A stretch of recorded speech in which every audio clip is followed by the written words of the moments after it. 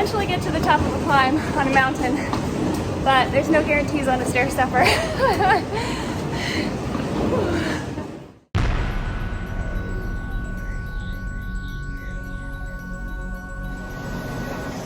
Hadn't been doing much physical activity at the end of 2020, so I had a lot of work to do when it came to preparing for the CDT. But I knew, and I only knew maybe like 3 months in advance that I was going to be doing the CDT. It was kind of a somewhat last minute decision.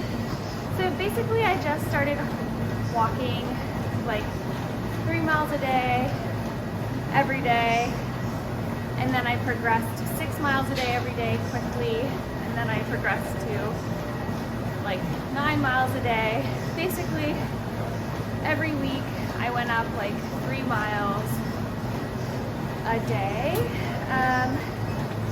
until I was at like maybe like 12 miles a day, and then I just kind of stayed around that. And then I think I would carry a backpack, and I think with about a month to go, I went to a gym that was open to like a limited amount of people, but that was like a strength training gym, and I did some strength training 3 days a week in addition to walking early in the morning, and that's how I fit it in the day. So I felt pretty prepared for PCT. I think I did a better job of training for that because I would go to the gym like almost every day, and I would just put the treadmill on as steep as it could go. There wasn't a stair stepper at that gym, so I put the treadmill on at its steepest, and then I would gradually increase my speed until I could stay on the treadmill at like 3 miles an hour at its most steep incline and then I increased the weight of my pack up to like 34 pounds. So I was pretty much, and I think by the time I got on the PCT, I was able to hike on the treadmill at 3 miles an hour for like 7 miles. When I got on the PCT, I was like flying up the mountain, like so well. Yeah, so it differed a lot, and I definitely feel the difference between how I trained. But yeah, you just kind of I had to work with what I had, and I wasn't really going to gyms at the beginning of 2021. So yeah, just walking outside was the best I could really do.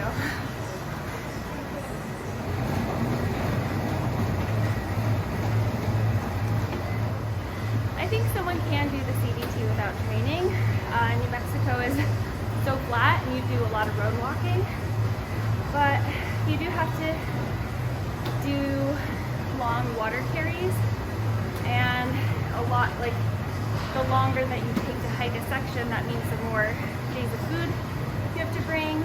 And so if you don't train at all for the CDT, you could do it. It would just be dangerous, I think, a little bit. Like, you are at more risk of getting injured and needing to be rescued if you don't at least have some practice and training walking with your pack on and carrying the load that you're going to be carrying out on the CDT. Now I'll talk a little bit about motivation. It's so interesting because when I'm at home or in like a non-hiking season or a season where I'm preparing to hike, I am so much less motivated to get into the gym, even though I could have a full workout in an hour. The motivation I have for that compared to the motivation I have to hike all day is like insanely different. Like, I have I never feel a lack of motivation to hike all day. I think I might feel tired and I might feel like, oh man, this is gonna be a hard day, or I really wish I could sit down longer, but it's never really like the same, like I just don't have motivation to go to the gym. I just wanted to say, like, if just because you might not have motivation to work out in normal life, like you might have, doesn't mean you won't have motivation on the trail. Like, it's just a totally different experience. I do find that when looking for motivation for the trail, I really like to train for the trail and like get into the gym or get in a run or whatever I'm choosing to do to prepare. I think it helps to outline your progressive goals and have everything laid out to show, like, okay, like by this day I want to be able to do this, and I want to feel comfortable carrying this much weight or hiking at this miles per hour or whatever fitness goals it is. So just tracking your goals and laying them out at the beginning of training for a long through hike, I think is really helpful.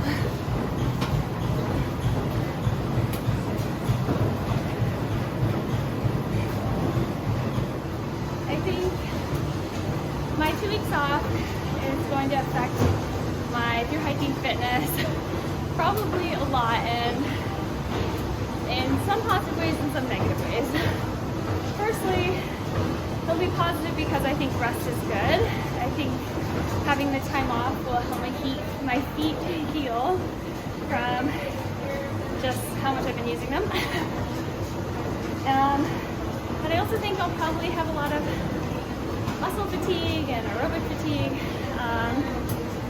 when I try to, once I get back out there. I'm doing some things like getting on the stair climber to keep my fitness level up. I will be spending a week in Frisco, Colorado, which will put me back at really high altitude. So that makes me feel a little bit better about this time off.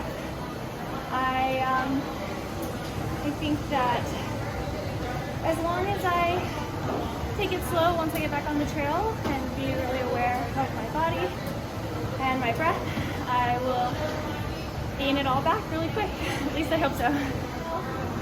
On the PCT, I was really excited about going fast and gaining strength to do bigger miles, and like I absolutely loved going as fast as I could the first half of the day, taking a break, and then still trying to go fast and like increase my miles. And I was so excited to be able to do like 30 miles in a day and really fast. But by the end of the trail, I was in a lot of foot pain. So I think my hiking style kind of changed toward the end of the PCT and I like was content in Washington just doing 26 miles a day and taking a nice break every like 5 miles and just kind of being a little bit kinder to my body, like making sure I wasn't in as much pain as I was in when at the beginning when I was really pushing myself to go fast. So on the CDT, I think I've kind of adapted that end of the PCT mindset where instead of being excited about going fast, I'm excited just about going slow and kind of enjoying my time out there and enjoying like feeling good and the pace and feeling comfortable with my backpack on and not having to like run or just like go 4 miles an hour or 4+ miles an hour to feel accomplished. So I think it's so interesting because everyone has a different hiking style. You can really adopt your body's needs, like your style to your body's needs, and do what works for you. And so I think I'm enjoying the change and the slower pace, and I guess we'll just see how it continues to develop as I progress along the CDT. My mindset towards physical challenges on the CDT, I think, is definitely like it definitely starts with having a growth mindset. Like, a growth mindset is all about not having to be perfect, being okay with failure, and kind of knowing like, I'm gonna try to do this thing, and I can grow at it, and I can get better at it. No matter where I am at it, I can get better. So even if on the CDT, I'm faced with a big uphill climb, I can still have excitement and joy in it, because I know that I could get halfway up the climb and need to sit down and need to lay down or be in a lot of pain, but I have a growth mindset, so I know that I'll get better next time. And like with each progressive step, you know, the more that I keep going, the better I'll get at it, the better I'll feel at it. And so I think just having that mindset and like being positive and knowing that you will reach the top. Eventually the climb will end. Eventually you'll get to the bottom of that steep downhill that's hurting your knees. And then it's gonna be awesome, you know, like you'll be accomplished, and yeah, you'll get through it. So that's the mindset I take when I approach challenges on the CDT.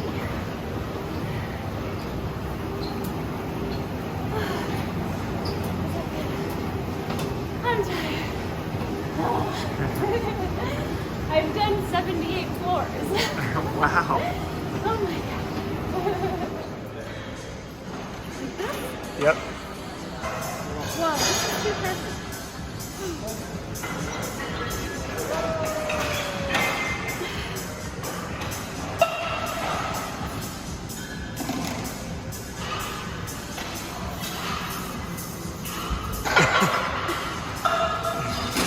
Okay, Tuesday.